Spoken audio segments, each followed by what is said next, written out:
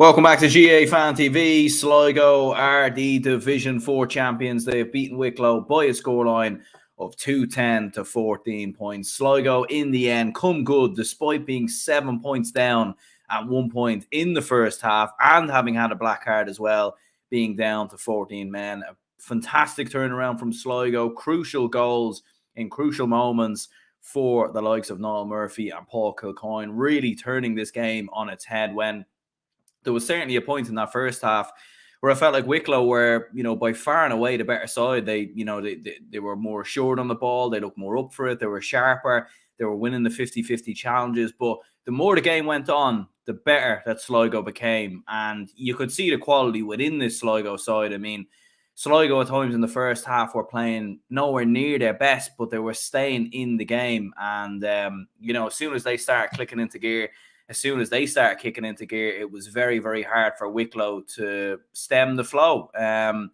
I think there was one point in the game where I think Sligo hit 1-4 or 1-5 without reply in the second half to turn it from what was a 2-point deficit to a 4-point lead. And it was very hard from Wicklow for that point. And they probably, you could see the inexperience of Wicklow a little bit in terms of they started probably playing, too over-the-top passes, risky passes, and the decision-making probably let them down at different times. But look, it was a great game. It was a great spectacle, in my opinion. Great to see some Division 4 football in action in Croke Park. And obviously great for both counties. And looking at the Sligo players and the fans on the TV, like, you're trying to tell me that these division finals don't matter to these counties, because they absolutely do.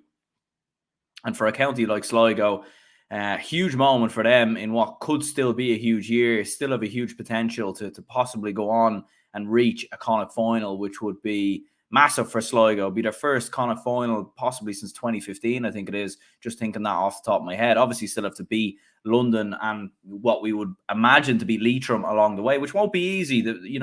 Themselves and Leitrim very, very close in the last couple of seasons. But yeah, running through sort of the key moments in the game, Wicklow definitely starting the brighter. They hit the opening 4 points without reply. And it was a very, very slow start, wasn't it, from a Sligo point of view? Like they struggled really to get into the game, I felt. Didn't kick their first point until the 15th minute. Didn't kick their first point from play until the 23rd minute, both of which were from Niall Murphy. But Kevin Quinn, I thought he looked very lively for Wicklow. Tall, strong player. He was running at his man time and time again, cutting him inside and out. And Wicklow had a couple of goal chances at times in the first half. Kevin Quinn, I remember, with a big one. Owen Darcy, I remember, had another one as well. And it was tough for Sligo in those early moments. Mark Kenny getting an early score, JP Hurley on the score sheet as well. But that black card, like, it came at a moment where you felt like this was the moment where Wicklow are really going to kick on now. Eddie McGuinness gets a black card for Sligo, the fullback. And not long after that, Owen Darcy, I think, hit the post with an effort for a point. I think with a sort of a hand pass effort over the bar, and it sort of hit the post. And not long after that, a couple of minutes later, Sligo go down the other end, work the goal opportunity, and Noel Murphy puts it in the back of the net. I think there was about 6 or 7 passes, like quick fire passes, up until the Noel Murphy goal. It was really, really well worked. And that was a big, big moment in the game, because Wicklow had a 7-point lead at that stage. They were looking good for it, going in 7 points up at half time. Even if there's you'd expect Sligo to improve in the second half and get after it a lot more. But that goal just kept Sligo in it. It kept them in it. And there were only 1 or 2 points down going into the second half. And yeah, they sat in Sligo. They waited for Wicklow to come onto them, and then they picked them off on the counter attack. And as I said, they hit 1-6 without reply at the start. Actually, they actually hit 1-4 without reply at the start of the second half. Paul Kilcoyne obviously getting that goal. Luke Towie on the score sheet. Pat Spillane Jr. with a sensational point on his right boot. And definitely his dad would have been very proud to see that in Croke Park. Definitely a bit of a throwback, maybe. But a brilliant score from him. And, Wicklow, to be fair, they done well to get back into the game when it looked like maybe Sligo would just kick on and win it by 6 or 7. They got a couple of points themselves. Dean Healy with a great point with the outside of his right boot.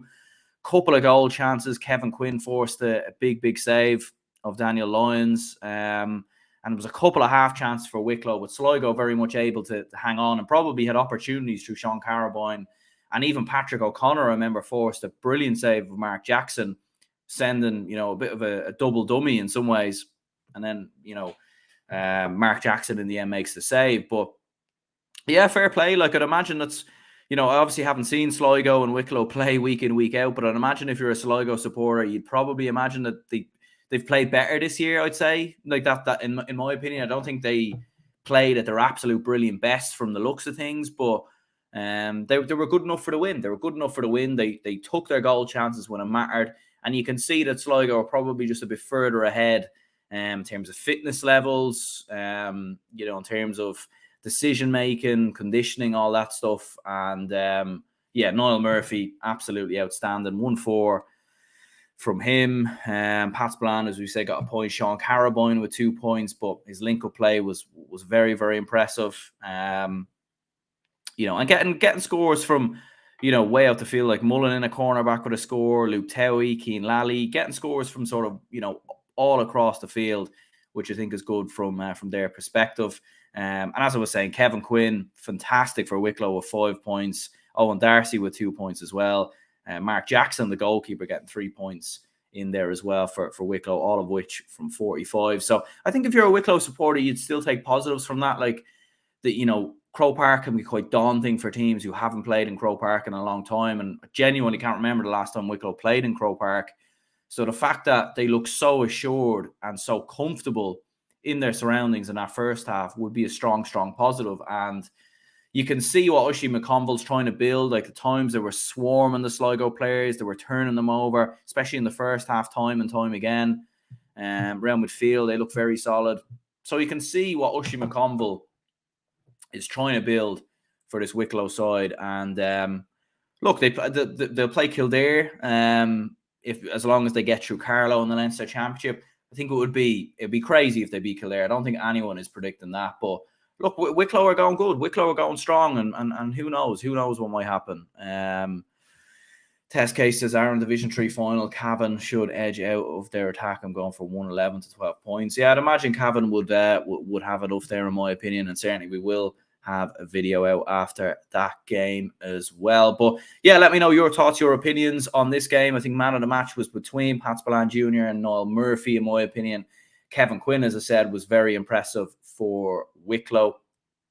Owen Darcy had some bright sparks as well, but I think we'll go with Niall Murphy as our man of the match, and I think he won it on TG Car by the looks of things there as well. So yeah, big result for Sligo, back in Division 3, silverware in Croke Park, and look, who knows? It could possibly yet still be a big year for Sligo with, who knows, a Connacht final maybe on the horizon. And for Wicklow, definitely moving in the right direction under Oisin McConville. Just a few things probably didn't go their way. A few goal chances, and probably a bit of inexperience maybe in the final minutes probably let them down. But great win for Sligo, great result. And yeah, cheers anyone who tuned in. Hit the like button and subscribe.